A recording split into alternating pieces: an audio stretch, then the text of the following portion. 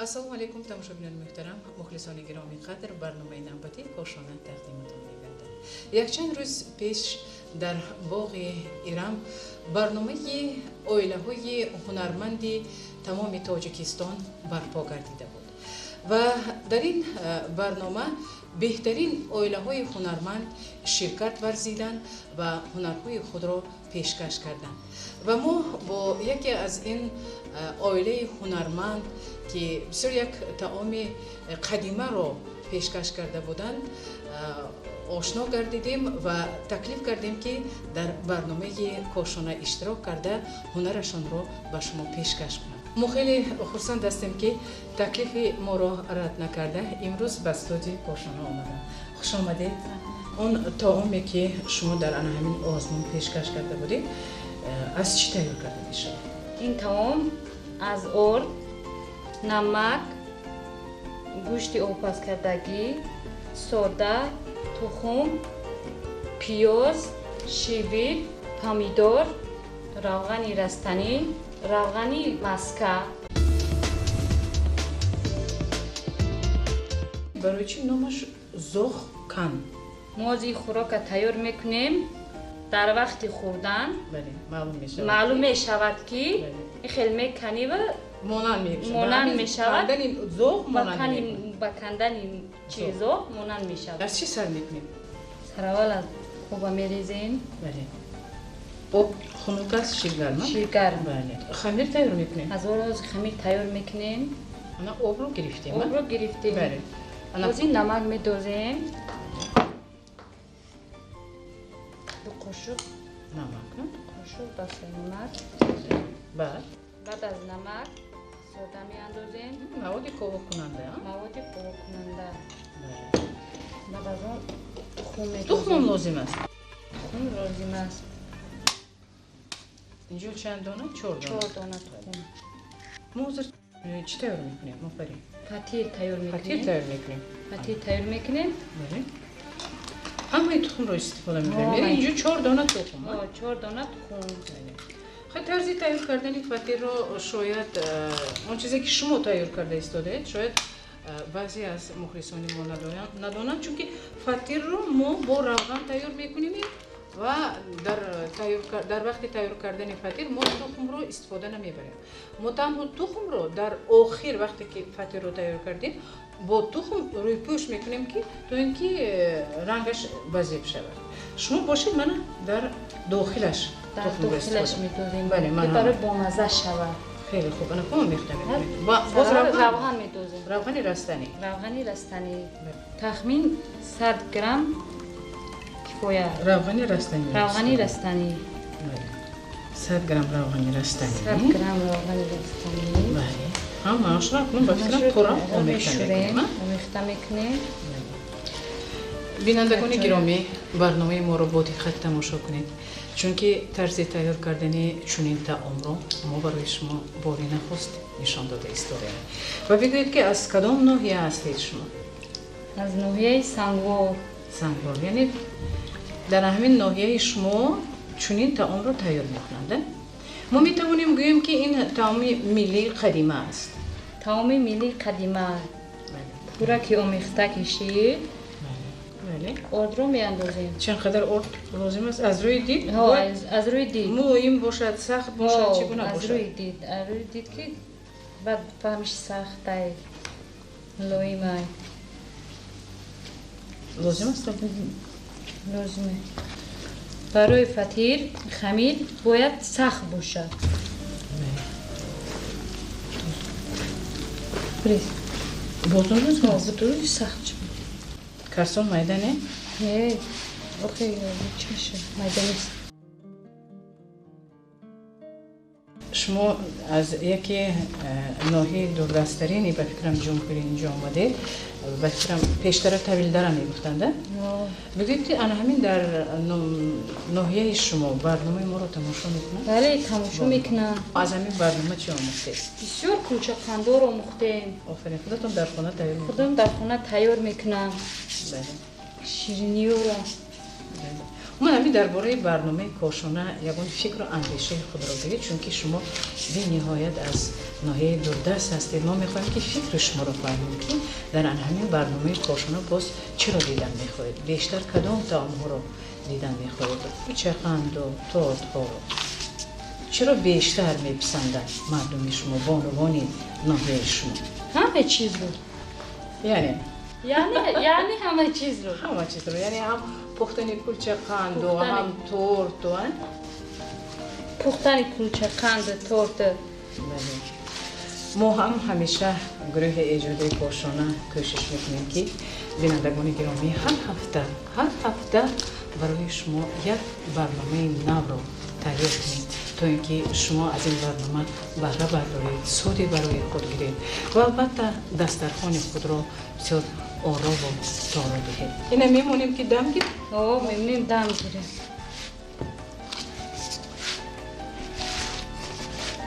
خمیر تیار شده؟ خمیر تیار شد. میمونیم که در دوام 20 دقیقه دم گیرد. تو دم گرفتن خمیر چیکار میکنی؟ تو دم گرفتن خمیر ما سر اول گوشت رو میده میکنید. میبینیم که شما گوشت رو پیشکی آب پس کردیم. در کجا استفاده میبرید این رو؟ در بالای فتیل. بعدی پختن؟ بعدی پختن. من خیلی باید ما چهار کنجه ریزه کنیم. چهار کنجه. بیدم شد من به شما یاری رسونم. من هم ریزه کنم. چهار کنجه. در روی همین فتیل بغیر از گوشت باز چی رو ما استفاده میبریم؟ پیاز رو نمیپزیم نه؟ نه. با همین استشه؟ پیاز رو هم خیلی. روغن مسکر.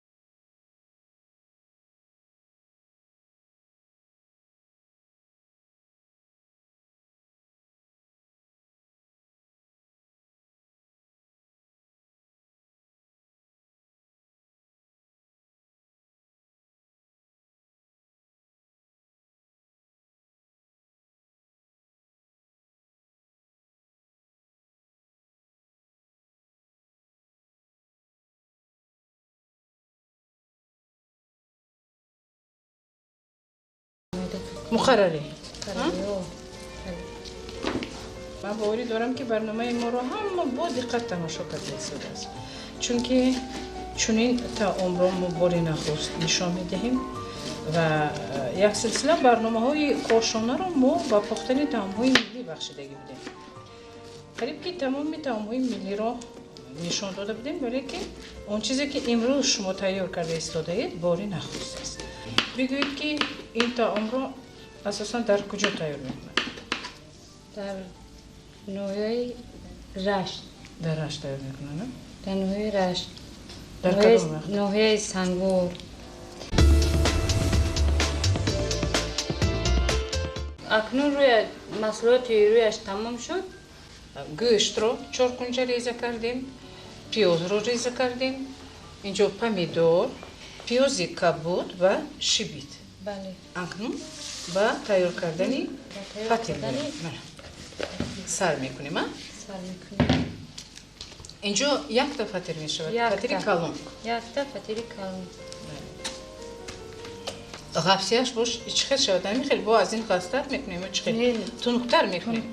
تونکتر.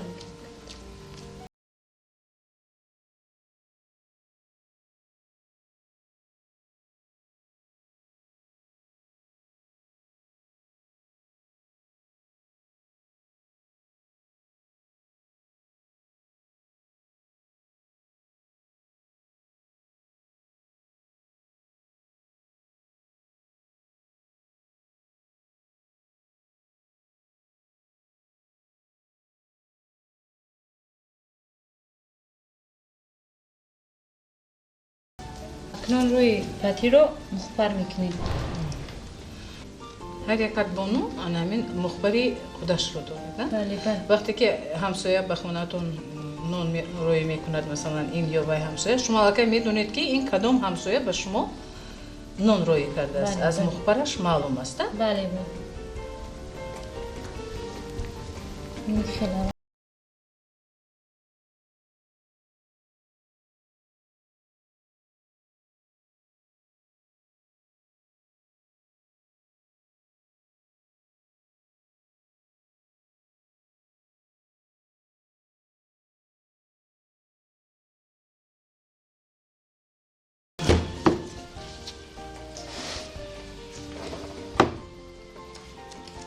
این رو تنها در تفتون میپزند؟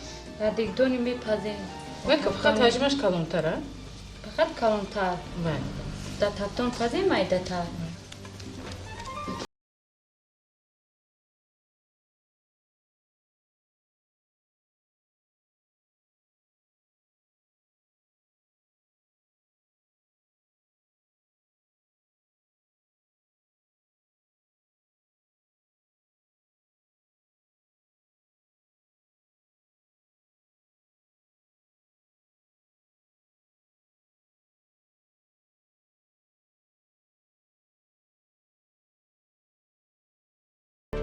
در طول چند دقیقه تیار می شود؟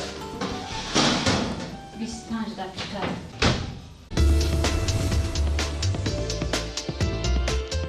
فطیر تیار شده نمی؟ رنگش چگونه زیبا است؟ آن آب شکلیه؟ بله. تا اینکه باز هم جلودار شود؟ جلودار شود. بله. اینجا ما تماما زردی تخم رو استفاده نکنیم. و ببینید چه رنگش چگونه زیبا است؟ بله کمتر آب میکنیم. بله. اکنون در طبقی چوبی میگیریم. بس که این تمام میلی ما است ما باید حتما باید طبق چوبی بگیریم.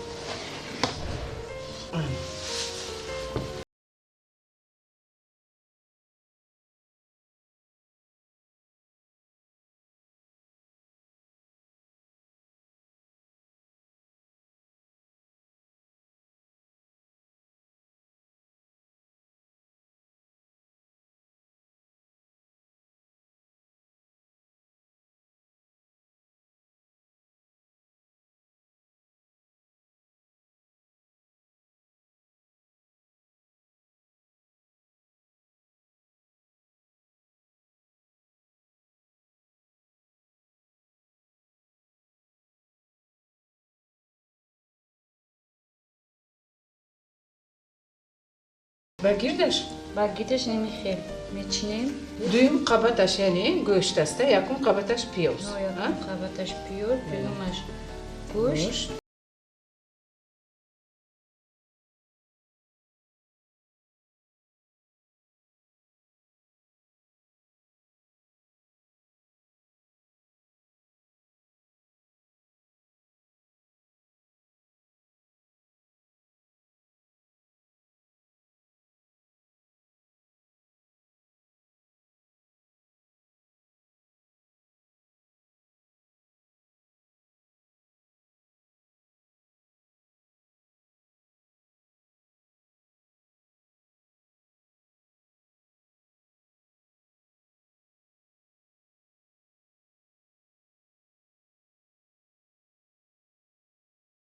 بیایید دستموشک رو کشید. کدبانوهای عزیز در اولی برنامه ما گفته بودیم که این طعام زاخقان نام دارد و در آخر برنامه طرز خوردن آن رو ما به شما نشان میدیم تا اینکه بنامین به نامش مساعدت کنند. چگونه زاخقان است؟ مرحمت. برای چگونه ریست؟ رنگی زاغوریم خیلی میکنی و در روغن تر میکنی. خیلی روغن گوشت میگیری؟ در روغن تر میکنی گوشت میگیری. پیاز، گوشت، پمیدور. پیاز، گوشت، پمیدور. بعد میخری. میخیل مایده کردن لازم نیست. نه فقط میکنیم تر میکنیم میخری. آفرین. باور کنید از این برنامه من خودم یک سودی برای خود گرفتم چون که باری نخست هستین. بیایید همراه شما و اشتراکچی برنامه مینداری بیان کنید. محبری تشکر. که امروز به برنامه ما آمدید، هنرتون رو به مخلصان پیشکش کردید و باوری دارم که تمام مخلصان برنامه امروز با شوق و ذوق این برنامه رو تماشا کردن و شاید در خانه چنین طعام رو تیار کنن و طعمش رو فهمن. تشکر، دستتون درد نبینه. همیشه با برنامه‌های ما بمانید. بینندگان گرامی، در همین جا به برنامه امروزه خاتمه بخشیده به همه شما سربلندی و خانه آبادی تمنا داریم. هفته آینده در آن همین وقت و ساعت ما تهیه‌گران برنامه شما را انتظار هستیم. خوش باشید.